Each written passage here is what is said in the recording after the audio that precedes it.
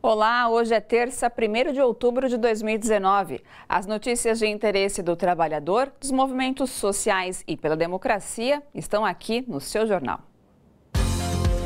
Porto-alegrenses debatem em audiência pública os riscos para a saúde e para o meio ambiente da instalação da mina Guaíba, que pretende explorar carvão na região metropolitana da capital gaúcha.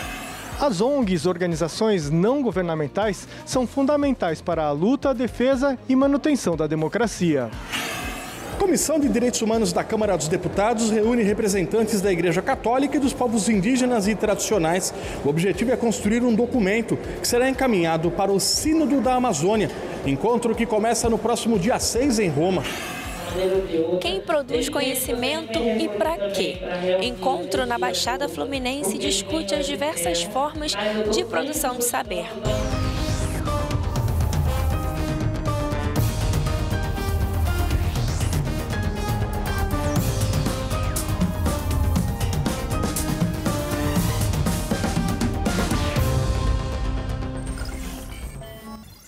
Moradores da comunidade Jardim Monte Verde têm até amanhã para saírem de suas casas. Os moradores estão mobilizados, lutando para que o Ministério Público reverta essa ação.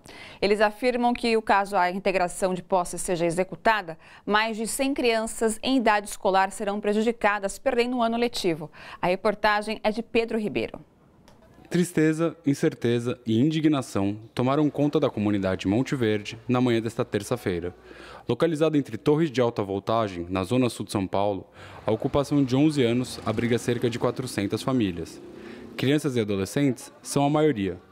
Há 7 dias, o oficial de justiça anunciou que seus sonhos seriam interrompidos por um despejo, marcado para amanhã. Hoje eu estava acompanhando agora pela manhã, tem algumas famílias que estão desmontando seus barracos no desespero,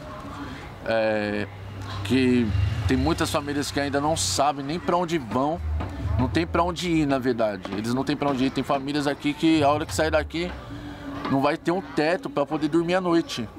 Entendeu? Tem famílias que estão falando, Lúcio, eu vou para onde? Eu vou para debaixo da ponte com a minha família? Então a gente está nessa luta, a gente está tentando procurar algum espaço para acomodar essas famílias. O pouco tempo entre a notificação e o despejo gerou indignação. Maria Cecília e sua filha Tainá se entristecem quando falam sobre a saída do lugar, ainda mais sem qualquer amparo do poder público. Eu não sei o que a gente vai fazer agora.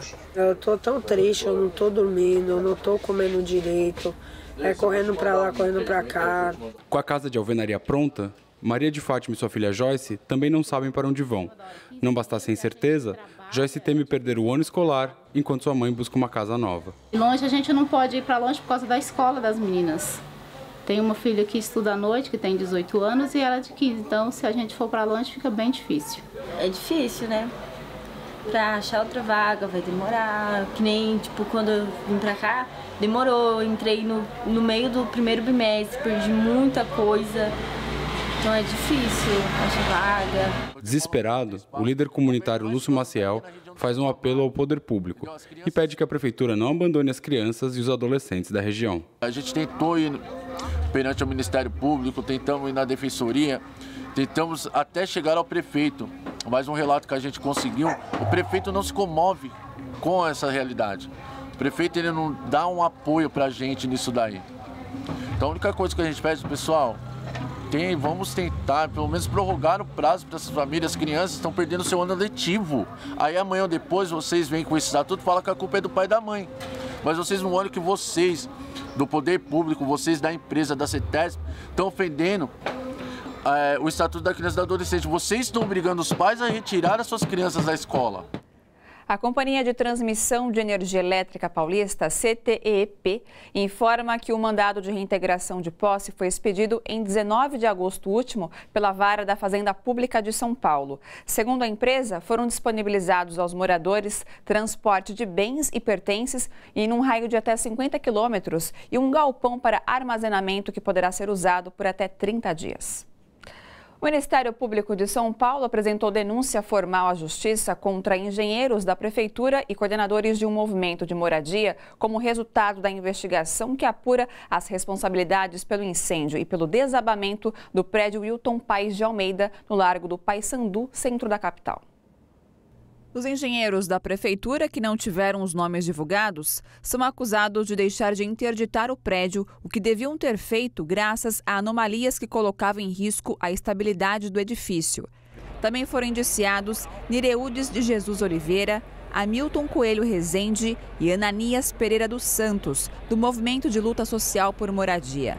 Para a promotora do caso, todos colaboraram com omissão e negligência para a tragédia de 1º de maio de 2018, que deixou 7 mortos e 2 feridos, além de dezenas de desabrigados. Eles poderão responder por homicídios culposos. Neste mês acontece a eleição para escolher os 47 países que farão parte do Conselho de Direitos Humanos da ONU. Com o objetivo de angariar votos e conseguir uma das cadeiras, o governo Bolsonaro produziu um material de propaganda omitindo diversas informações sobre temas como meio ambiente, violência policial e a população LGBT. No documento, produzido em inglês, francês e espanhol, o governo Bolsonaro defende a família e a religião, mas não diz como pretende resolver as graves violações de direitos humanos nas prisões brasileiras, os crimes de tortura, a violência policial, além dos ataques ao meio ambiente e à comunidade LGBT, que sequer foi mencionada no material. Na prática, alguns dos principais pontos de alerta do país são simplesmente ignorados no programa de compromissos elaborado pelo Estado brasileiro.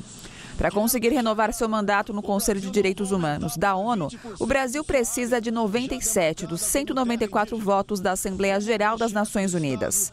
Mas, infelizmente, as atitudes de Jair Bolsonaro têm manchado a imagem do Brasil perante o mundo. Nas notícias internacionais, a terça-feira foi tensa, teve muita tensão em Hong Kong, na China. Um policial atirou em um manifestante durante um protesto pró-democracia. O jovem de 18 anos foi atingido no ombro por uma bala. Essa foi a primeira vez que um manifestante foi ferido por uma arma de fogo desde o início dos protestos em junho. Forças de segurança alegam que o confronto começou depois que um grupo jogou um líquido corrosivo nos policiais. Mas os manifestantes negam e afirmam que os policiais dispararam várias vezes para o alto durante o protesto e que atiraram balas de borracha, gás lacrimogênio e jatos d'água contra a multidão. Pelo menos 50 pessoas ficaram feridas. A polícia de Hong Kong proibiu manifestações hoje, dia em que a China comemora 70 anos do regime comunista. Nos últimos 4 meses, Hong Kong virou cenário de manifestações quase diárias. A região do sul da China vive sua mais grave crise política desde que o Reino Unido devolveu o território semi-autônomo a Pequim em 1997. Os manifestantes exigem reformas democráticas e denunciam a crescente interferência da China no território. Já na Indonésia, mais de 500 pessoas foram presas durante um protesto contra a reforma do Código Penal proposta pelo governo. As prisões ocorreram após uma noite de confrontos nas ruas do país entre a polícia e manifestantes contrários à reforma. O texto prevê, entre outras medidas, uma lei que criminaliza relações sexuais fora do casamento ou entre pessoas do mesmo sexo. As sentenças de prisão podem variar de 6 meses a 1 ano, além de multa. Grupos muçulmanos conservadores querem que normas relacionadas a comportamentos sexuais sejam mais severas, medida criticada por defensores dos direitos humanos. Os protestos contra a reforma do Código Penal na Indonésia começaram há uma semana. Uma petição online para barrar a proposta já possui mais de 500 mil de assinaturas. Convocada pelas entidades estudantis, nesta quarta e quinta-feira, os estudantes farão novamente mais uma grande manifestação nacional contra os cortes de verbas na educação promovidas pelo governo de Jair Bolsonaro. E para falar mais sobre os ataques à educação, eu converso com a diretora de Relações Internacionais da UNE, União Nacional dos Estudantes, Bianca Borges. Bianca, bem-vinda aqui no seu jornal. Boa noite, tudo bom? Boa noite, obrigada, viu, por me receber aqui. Imagina. Bianca, quais são as bandeiras levantadas amanhã nestes dias de mobilizações, tanto na quarta quanto na quinta? A gente sabe que é contra os cortes de verbas na educação, a gente também tem em defesa da ciência e tecnologia. Quais são as outras bandeiras? Em torno das mobilizações, né, dos próximos 2 dias, são muitas as bandeiras da educação. No dia 3 vai ser também o aniversário da Petrobras, né, então os atos também são pela soberania do nosso país, porque nós entendemos que a educação é também uma questão de soberania, né, é só por meio da educação que a gente consegue combater o desenvolvimento social, consegue promover o desenvolvimento científico, econômico do nosso país.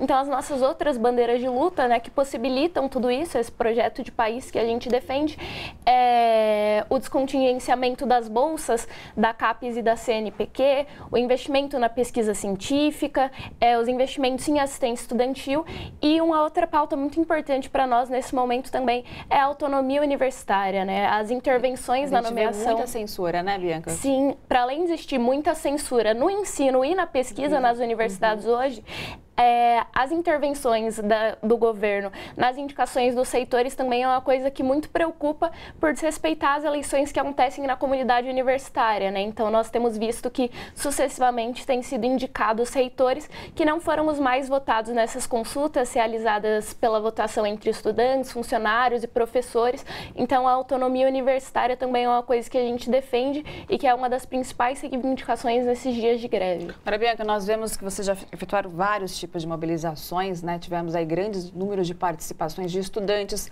pais, alunos, enfim, professores. Como que está a mobilização para esses 2 dias, tanto amanhã quanto na quinta? Como que você enxerga o aumento de mais pessoas participando, se inteirando do que está acontecendo nesses ataques à educação? O calendário de mobilização que a gente tem é bastante intenso, então em centenas de universidades do país foram realizadas assembleias gerais com toda a comunidade universitária, reunindo os 3 setores da universidade, estudantes, funcionários, professores e também milhares de assembleias de curso por todo o país, né? A gente acredita principalmente nessa forma de organização que é pela base de cada universidade e é isso que tem construído o sucesso dos últimos grandes protestos que a UNE colocou na rua, né? Então a gente teve aí grandes protestos em maio, tivemos grande protesto em agosto, tivemos também o 7 de setembro e é dessa maneira que a gente pretende colocar cada vez mais gente na rua. Nós vemos o envolvimento de toda a comunidade, né? Não só dos estudantes nessas mobilizações, porque em geral, né? Exatamente, justamente porque todos compreendem que a educação é de interesse de todos, né? Então defender tanto o ensino superior quanto a educação básica, que também está sob ataque nesse momento, é um tema de interesse da sociedade em geral, por isso que nós acreditamos no potencial de levar cada vez mais gente para a rua em torno dessas bandeiras. Bacana. E, Bianca, a gente sabe que o Ministério Público ele bloqueou, né, uma grande quantia, né, de verbas destinados à educação e agora, recentemente, voltou atrás, desbloqueou em torno de 2 bilhões de reais. Porém, muito se perdeu, né? Assim, muitas pesquisas, por exemplo, a questão do IFES. Quais foram os reflexos desses bloqueios durante todo esse tempo?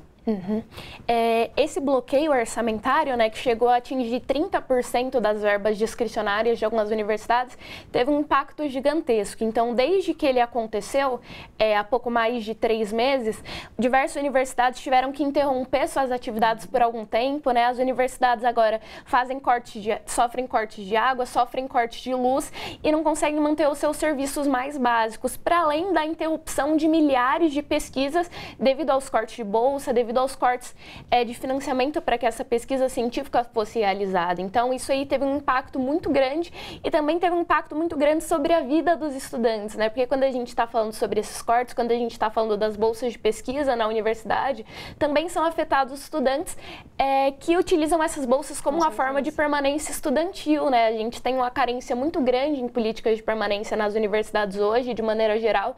Então, essas bolsas de iniciação científica, de pesquisa científica, de extensão, muitas vezes acabam cumprindo esse papel e são muitos estudantes que hoje não têm mais condições de permanecer na universidade devido à suspensão dessas bolsas, devido à diminuição dos programas. Então, o impacto nas universidades foi tremendo, assim, nós vimos muitas universidades que dizem que não têm condições de continuar suas atividades até o final do ano. A CAPES e a CNPq também ficaram em uma situação muito difícil, né, afetando tanto a pesquisa na graduação quanto a pós-graduação no nosso país. Então, nós calculamos que os malefícios, assim, desse bloqueio orçamentário foram quase que imensuráveis. É uma grande vitória, né, querendo ou não, esse desbloqueio, mas é uma quantia que não é tão suficiente ainda, né, Bianca? Exatamente. Muita gente questionou, né, se já houve o desbloqueio de parte do orçamento, por que nós convocamos os dias 2 e 3 e por que isso, né? E por que a gente continuava na rua. Mas foram descontingenciados aproximadamente 2 bilhões de reais e ainda faltam 3,8 bilhões que foram que continuam congelados, continuam contingenciados, e para além disso nos preocupa muito também a previsão orçamentária do MEC para 2020, né? Então, o MEC já com orçamento reduzido, a previsão orçamentária para 2020 é que o orçamento seja 18% menor. Então, se a situação orçamentária atual já impõe uma situação muito difícil para o funcionamento das universidades, para o ensino superior, nos preocupa também o futuro, e é por isso que a gente vai continuar na rua. Para nós, 2 bilhões não é o suficiente. O que nós queremos é o descontingenciamento integral de todas as verbas que foram cortadas para a educação e principalmente mais verbas para que a gente consiga manter as nossas universidades funcionando e para que a gente não acabe com o ensino superior público do nosso país. Perfeito. E Bianca, como que a população pode ajudar nessa questão de luta contra esses ataques, né? A gente tem exemplos aí das mobilizações, esses atos, então pode ficar à vontade. Claro.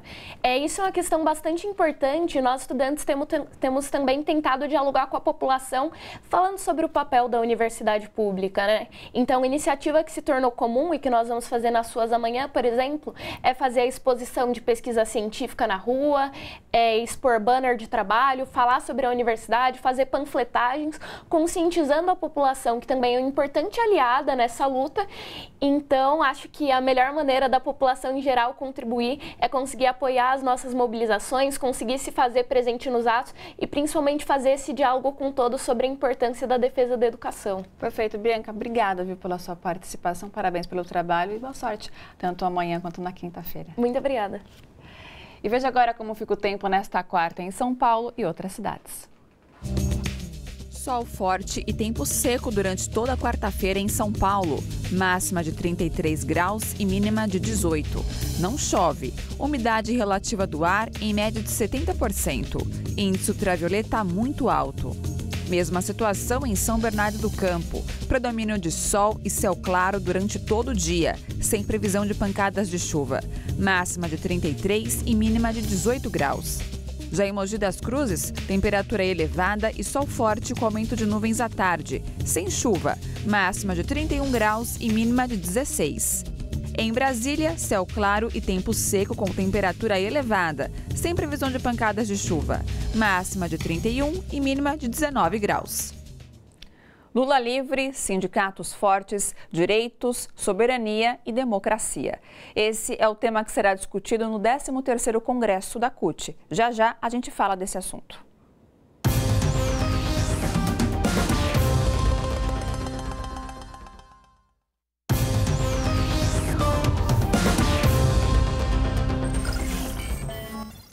A CUT, Central Única dos Trabalhadores, realiza de 7 a 10 de outubro, na Praia Grande, litoral de São Paulo, o seu 13º Congresso Nacional. O tema desta edição é Lula livre, sindicatos fortes, direitos, soberania e democracia. Veja na reportagem de André Gianocari. O foco do Congresso é traçar um plano de ação para defender direitos trabalhistas ameaçados pelos governos de Temer e Bolsonaro. Sérgio Nobre explica por que a cidade de Praia Grande, no litoral sul de São Paulo, foi escolhida para sediar o evento. A escolha da Praia Grande é porque é um lugar simbólico, né? Ali foi o pré-nascimento da CUT, que foi a grande conclave histórica, né? No final da década de 70. Né? E naquele momento, numa situação muito especial, ditadura militar, né? O movimento sindical estava se reorganizando e retomando as lutas, as grandes greves, né? Então, o novo sindicalismo, né? Então, a CUT nasce assim, né? Introduzindo uma nova forma de fazer sindicalismo na década de 70. Sérgio Nobre destacou ainda algumas das características da Central Única dos Trabalhadores. A CUT sempre apresentou propostas por ocasião das eleições, né? De como gerar emprego, como melhorar a saúde, como melhorar a educação. E é uma marca da CUT, né? Nós somos combativos, nós vamos para a rua, nós fazemos fazemos manifestação, nós fazemos greves, mas a gente apresenta a solução para os problemas do país, né? Em todas as esferas, né? Então, nós somos do sindicalismo cidadão, né? Nós procuramos olhar o trabalhador em toda a sua dimensão. Não adianta o trabalhador estar bem no seu local de trabalho, se quando ele sai e vai para o bairro onde ele mora, né, ele não tem saneamento básico, ele não tem transporte público, ele não tem escola de qualidade, ele não tem segurança pública. Então, é isso. A gente tem que olhar o trabalhador em toda a sua dimensão. Então, isso é uma marca muito importante da CUT que nós queremos fortalecer nesse 13º Congresso. A coordenação da CUT espera que o Congresso, na Praia Grande, seja um dos mais importantes já realizados ao longo desses 36 anos de luta. São dois grandes desafios, né? Como nós vamos enfrentar esse mundo do trabalho em transformação e como nós vamos recuperar a democracia e colocar esse país de novo no caminho do crescimento, porque é triste ver novamente em todas as capitais do país famílias inteiras dormindo na calçada, inclusive com crianças. Isso tinha acabado e nós não podemos achar que isso é natural, né?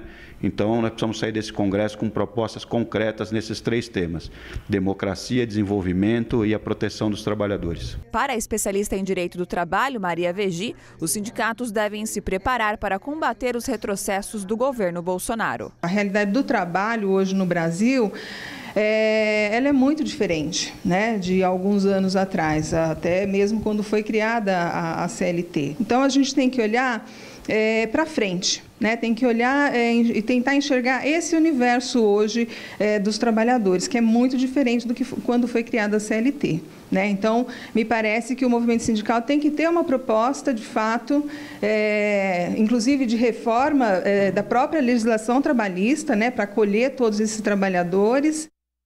Dados divulgados hoje sobre a produção industrial brasileira mostram a enorme dificuldade do país para retomar o crescimento. Para o comentarista político João Caires, essa situação traz um risco para o Brasil, o de sair do grupo das 10 maiores economias do mundo. Em 1995, o Brasil era a 8ª economia do mundo. Fernando Henrique assume o governo e, com um discurso privatista, que vai liberar tudo, vai privatizar tudo, privatizou grandes empresas, como no caso a nossa querida Vale do Rio Doce, que hoje apresenta só vexame no Brasil o tempo todo, foi privatizada, as ferrovias foram privatizadas e nem por isso se melhorou as ferrovias, não se ampliou as ferrovias, mas com esse discurso, Fernando Henrique Cardoso dizia que o Brasil ia melhorar, que o Brasil ia crescer, que ia melhorar emprego, que ia gerar milhares de emprego. O que aconteceu nesses 8 anos? Fernando Henrique Cardoso, após o término de seu mandato, entrega o Brasil para o presidente eleito, o presidente Lula, em 2003, como 13ª economia do mundo, ou seja, o Brasil caiu de 8ª para 13ª, caindo 5 pontos no ranking mundial. E não só isso, o desemprego nas alturas. Em 2002, a taxa de desemprego foi de 12%, com a metodologia anterior do IBGE, metodologia essa que foi mudada e se aproximou da metodologia do DIEESE, metodologia essa que sempre apontava quase o dobro do que era apontada pelo IBGE. Por quê? Porque o DIEESE considerava o emprego oculto por desalento, o emprego pelo trabalho precário, coisa que a metodologia anterior do IBGE não considerava. Aí vem o governo Lula, não faz nenhum tipo de reforma que retira direitos dos trabalhadores, como foi feito por Fernando Henrique Cardoso e está sendo feito agora por Bolsonaro. Não fez nada durante esse período, mesmo enfrentando a maior crise mundial do capitalismo em 2008. O Brasil quase destronou a Inglaterra. O Brasil passou a ser a 6ª economia do mundo, ameaçando ocupar o 5º lugar, que é da Inglaterra, mesmo sem fazer nenhum tipo de reforma. O governo Lula fez investimentos em educação, investimentos em infraestrutura e tudo mais, assim como o governo Dilma. E chegamos em 2014, pleno final do governo, do primeiro mandato do governo Dilma, com 4,3% de desemprego, ou seja, o menor desemprego da história. E a partir de então, a partir de 2014, pós-eleições, o Brasil deixou de ser de fato uma democracia.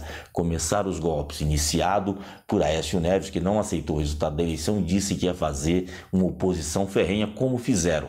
Nada que Dilma quisesse fazer para melhorar a economia, os deputados aprovavam. Vocês devem lembrar daquela proposta de fazer um shopping bilionário plenário, na Câmara dos Deputados, né, as pautas bombas de Eduardo Cunha, e aí fomos nos levando, inclusive em 2014 é quando surge a chamada Operação Lava Jato, operação essa que está sendo desnudada, e sabemos agora o seu real propósito, foi destruir parte da economia quando ele impediu que as grandes construtoras parassem de produzir. Temos 3.000 obras paradas no Brasil, como eu falei outro dia.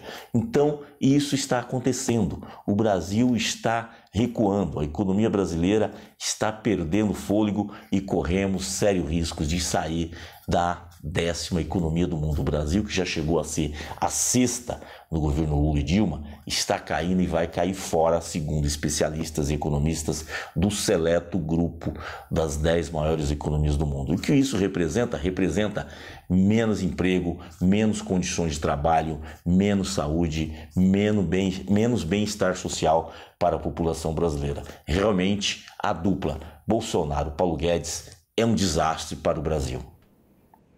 Em Brasília, representantes da Igreja Católica e entidades de defesa dos povos indígenas debateram o Sínodo da Amazônia, que começa na próxima semana em Roma. Veja na reportagem de Welson Kalinowski. A audiência na Câmara dos Deputados reuniu representantes de povos indígenas, parlamentares e membros da Igreja Católica há apenas 5 dias do início do Sínodo da Amazônia, que será realizado entre os dias 6 e 27 de outubro, com a participação de 250 bispos no Vaticano, em Roma. O Sínodo é uma assembleia da Igreja, onde o Papa convoca bispos, especialistas e outras pessoas para refletir sobre um tema da evangelização. Claro que, sendo sobre a evangelização na Amazônia, tem uma repercussão também para fora, porque o Papa não está preocupado apenas com a evangelização concretamente, mas também está preocupado com o meio ambiente. Ele está preocupado com o clima, está preocupado com os rios, com as florestas. Um dos contextos é analisar a conjuntura política de todos os 9 países da região e os impactos sobre a população de 34 milhões de pessoas que vivem na Amazônia, como, por exemplo, o crescimento da violência em função da luta pela terra e o avanço do agronegócio e da mineração aqui no Brasil. É um contexto de muita violência, de muitas agressões contra a vida dos povos originários do Brasil, contra o ambiente em que esses povos vivem, especialmente na região amazônica, mas também em outras regiões do Brasil. Então o Sínodo vem a ser realizado neste ambiente de agressões e certamente será e já está sendo um espaço de alerta. Para o presidente Jair Bolsonaro, entretanto, o encontro teria um outro contexto, no qual a Igreja Católica estaria por aqui para tentar enganar os indígenas e as comunidades tradicionais, com o objetivo de infiltrar organizações internacionais para explorar nossas riquezas e acabar com nossa soberania na região. Bolsonaro chegou inclusive a reafirmar essa tese durante um encontro nesta terça-feira com garimpeiros de Serra Pelada. Já para os representantes do Sínodo, essa teoria não faz qualquer sentido. Com certeza que a preocupação com a soberania a Igreja tem. Quer dizer, cada país tem que manter a sua soberania. Mas quem é que está jogando a soberania pelo alto? Quem é que está entregando para os Estados Unidos Alcântara? Quem é que está chamando mineradoras de fora para vir explorar na Amazônia? A Igreja quer conservar o território com as populações locais, conservando o meio ambiente e produzindo a partir de um consumo sustentável, uma produção e um consumo sustentável. Parece que não é essa a visão do governo, ele está chamando mineradores, está chamando empresas para que derrubem a Amazônia, ali plantem soja. Na audiência na Comissão de Direitos Humanos, um documento será formulado e enviado para Roma. Nós estamos subsidiando aos bispos, né, com essa contribuição, né, que foi forjada aqui de sucessivos debates, embates, né, que nós temos na Comissão de Direitos Humanos e também na Comissão de Meio Ambiente. A gente espera que esse documento possa ser útil a todos os bispos da Amazônia e que possa contribuir também para o documento final que deve ser assinado pelo Papa Francisco. A valorização das diversas formas de saber foi o tema de uma tarde de debates na Baixada Fluminense. O evento discutiu a hierarquização da produção de conhecimento e buscou mostrar o potencial da região como fonte importante de estudos e pesquisas. A reportagem é de Viviane Nascimento. Quem produz conhecimento? A pergunta provocação foi o ponto de partida de um evento que buscou mostrar a Baixada Fluminense como polo produtor de saber, e não apenas como objeto de pesquisa. A Baixada Fluminense produz conhecimento, o conhecimento não está restrito às universidades e é preciso produzir um conhecimento engajado, um conhecimento que dialogue com a realidade que a Baixada Fluminense vive. Produzir conhecimento significa, inclusive, falar de temas e de assuntos que as universidades não pesquisam, não debatem. Por exemplo, cemitérios clandestinos, desaparecimentos forçados, o prejuízo que trouxe para a Baixada Fluminense, o processo de migração de pessoas com as mudanças e as ocupações na cidade do Rio, com os grandes eventos. Os jovens de Nova Iguaçu, por exemplo, fizeram sua própria pesquisa sobre a percepção de violência entre crianças e adolescentes, ouvindo mais de 700 pessoas em 11 escolas da cidade. A gente não tem esse tipo de interesse de fora, esse tipo de pesquisa de fora. E o que me interessou foi o fato de eu ter já presenciado isso e de eu ver outras pessoas presenciando isso. Então, acho que foi muito importante para mim por causa disso, porque a gente não é tão escutado. A gente tem voz, mas a gente às vezes não sabe porque não tem esse tipo de pesquisa. João Vitor foi um dos participantes da pesquisa. A estatística foi cerca de uns 69% de que não se sente protegido dentro da escola. Você poderia dizer que com o resultado da pesquisa, que os jovens de Nova Iguaçu não se sentem seguros em lugar nenhum? Não. A grande maioria deles certamente não se sentem seguros. Para os organizadores, no atual momento político, é essencial que se discuta a construção de conhecimento de forma não hierárquica, valorizando saberes populares, coletivos e periféricos. Também é preciso repensar institutos e fontes tradicionais de produção de saber, como as universidades. Pesquisadores populares, terreiros, pastorais, grupos de mães, as fontes são múltiplas e deveriam ter o mesmo reconhecimento da academia. A gente precisa a todo momento ficar equilibrando essa relação para não estabelecer esses processos de hierarquia. Eu acho que a discussão hoje, para quem está produzindo pesquisa e produzindo conhecimento no campo da teoria crítica, é tentar minimizar essa relação de hierarquia, né? Eu acho que superar essa condição é fundamental para que a gente possa pensar o lugar do sujeito comum e a forma como ele produz a sua reflexão sobre sua própria vida, né? Foi o nosso propósito, a nossa boa provocação, trazer a juventude, trazer as mães, para que fique muito categorizado e muito explícito, eles são sim produtores de conhecimento. A juventude é produtora de conhecimento, as mães são produtoras de conhecimento. O ex-presidente Lula tem o direito de recusar a progressão de pena e cabe à Justiça decidir se aceita a sua recusa em sair da prisão ou se o coloca em liberdade sem impor condições. Foi o que disse o ex-ministro da Justiça, Eugênio Aragão, em entrevista ao programa Bom para Todos. Vamos acompanhar. Ele tem que concordar com as condições que forem impostas a ele. Por exemplo, de não se ausentar de casa nos fins de semana, não se ausentar à noite, ainda que não coloquem a tornozeleira, né? Se apresentar em juízo tantas e tantas vezes, etc. e tal, né? Esse tipo de condição costumam fazer. Bom, é só ele dizer o seguinte: eu não quero cumprir condição nenhuma, vocês não vão ter minha assinatura do de acordo, né? Só resta, nesse caso, ao juiz fazer duas coisas. Ou então dizer, bom, então você fica no regime fechado, já que você não quer concordar com as condições do semiaberto, né? Ou então o juiz cede e diz, tá bom, eu vou lhe dar então o semiaberto, em confiança, e não vou estabelecer condição nenhuma. Isso já aconteceu alguma vez? Olha, não é usual, isso não é usual. Mas o juiz, levando em consideração que o réu ou que o apenado, ele tem conduta absolutamente tranquila, que não demonstrou nenhuma intenção de se evadir do cumprimento da pena, assim, não vejo razão de condicionar o cumprimento da pena no regime semiaberto. Evidentemente, se ele voltar a delinquir, ele regride ao regime fechado.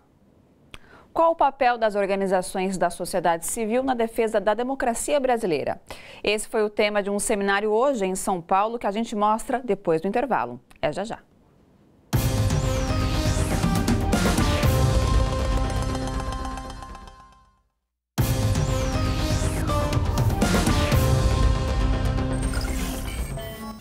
Você sabia que organizações da sociedade civil têm um papel importante na defesa da democracia brasileira e dos direitos humanos? Pois é, o trabalho realizado por essa instituição foi tema de um seminário hoje em São Paulo. A reportagem é de Jomiak. O governo Bolsonaro e outros conservadores são antipáticos às ONGs. É porque essas organizações não governamentais são independentes e têm, entre outras funções, atuar e monitorar o poder público onde ele é fraco, conivente ou omisso. Não existe democracia sem participação popular, afirmam as ONGs. As organizações não governamentais, elas contribuem para organizar a participação da sociedade nos espaços de participação social, de construção de políticas públicas. Elas contribuem para o desenvolvimento de iniciativas que são inovadoras e ajudam a dar soluções para os problemas da sociedade. E ao atuar em nome do interesse público sem fins lucrativos, elas têm condições, portanto, de atender demandas da sociedade de uma maneira mais democrática. Lutando em paralelo com as ONGs estão os movimentos sociais. As organizações são mais profissionalizadas, precisam de registro e geralmente buscam apoio ou financiamento privado e até público. Já o movimento social pode ser um grupo informal e autofinanciado. A Misha Nunes, por exemplo, milita no movimento negro e cultural. Para ela, os movimentos servem para incomodar os governos e fazer avançar as conquistas. A partir do momento em que as pautas e as lutas foram aproximadas e alguns atores ganharam voz e a gente conseguiu avançar em muitas das pautas que tinham sido anteriormente abandonadas, acho que isso cria uma situação de medo e existe uma necessidade de oprimir esses avanços. O governo Bolsonaro tenta criminalizar as organizações da sociedade civil. Nas queimadas na Amazônia, por exemplo, ele sugeriu que foram as próprias ONGs que botaram fogo na floresta.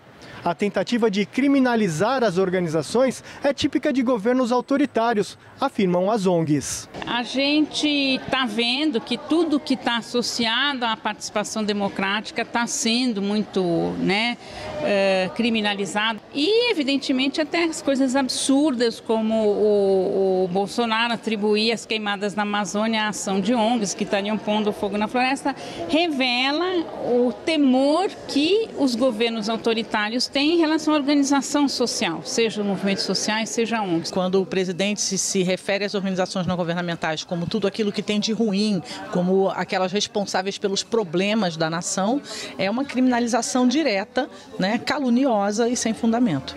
Para os movimentos e organizações sociais, esse cenário de retrocessos e criminalizações significa oportunidades de crescimento e não vai intimidar a luta. A gente sabe que é um ambiente não favorável para as organizações, uma situação dessa, mas você sabe que, por outro lado, essas organizações se fortalecem. Um pouco nesse seminário a gente quis dizer isso, não vamos nos acovardar numa situação, num contexto,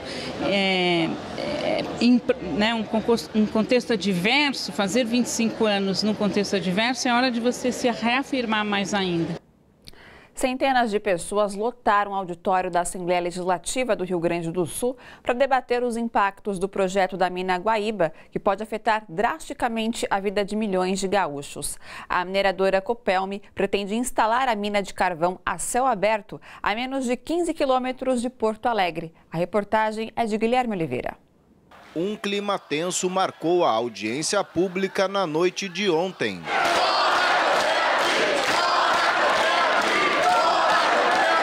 Ambientalistas, parlamentares e movimentos sociais estão preocupados com a instalação da maior mina de carvão do Brasil em Eldorado do Sul, região metropolitana de Porto Alegre. Nós estamos falando do maior empreendimento de mineração a céu aberto do Brasil.